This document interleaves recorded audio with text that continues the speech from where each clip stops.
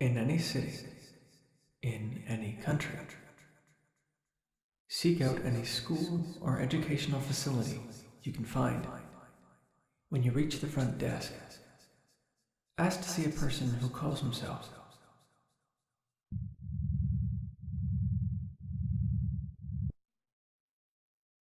If the secretary shows any sign of fear, give the request again, and do not relent. Eventually, your perseverance will pay off, and you will be led to a deserted classroom in a closed-down wing of the school. Scraps of police tape and faded chalk profiles will litter the floor, and the door will be sealed behind you before you can acquire anything. At this point, you must choose one of 30 desks. Sit down and wait. Only one of these desks will allow you to keep your life. Advising you to choose wisely would do little good, as there is no way to tell if you have done so until it is too late. After a short wait, you should begin to hear things. Children laughing, droning lectures, and the occasional snore. But these are merely echoes of a time when the classroom was host to nothing more devious than homework and pop quizzes. As you wait, the sounds will slowly change. Where there was once laughter in lectures, there will now be screams of agony and howls of despair. Shades of the classroom's horrible history will begin to take shape around you. Do not fear the shades, as they are harmless.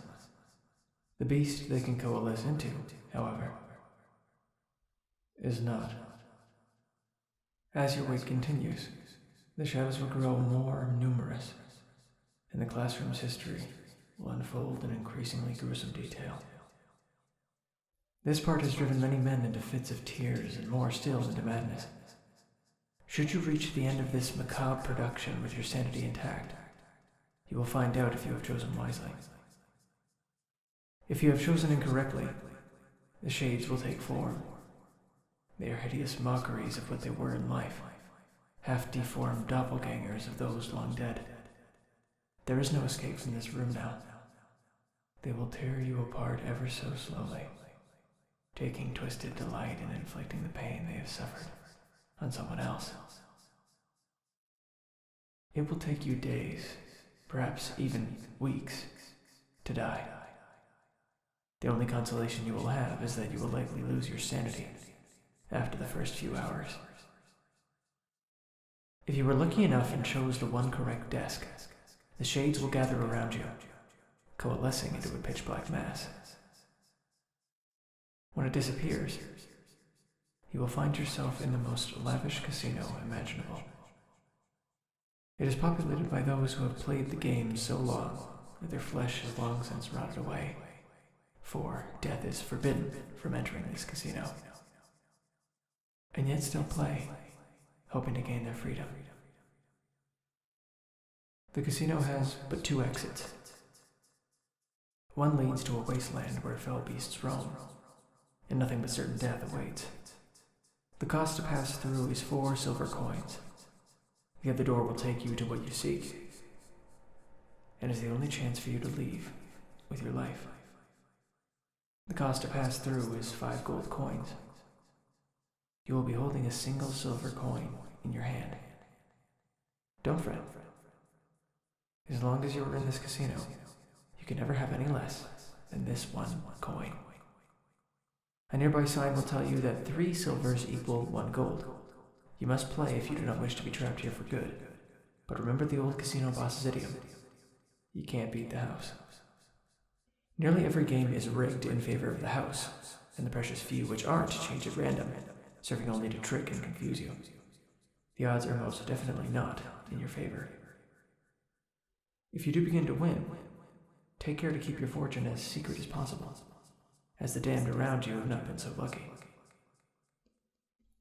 Bear in mind that you cannot die in this place, and that boastfulness may inspire them to turn on you in a fit of jealous hatred, ripping great chunks of flesh out of your body until their jealousy is quenched.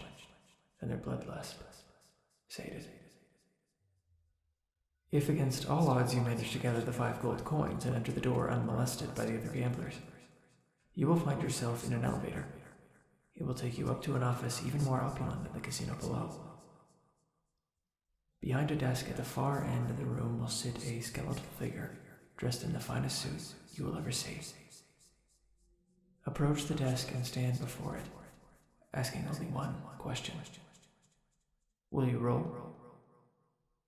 It will nod and produce a pair of dice from its jacket. Call the roll, evens or odds. If you lose, the skeleton will grin, and you will take its place, waiting thousands of years for the next seeker to be so lucky as to reach your new abode. If you should win, however, it will let loose a wail that will unbind the magics that hold the place together. Death will finally enter the casino below, granting the wretched gamblers the rest that has for so long been denied them.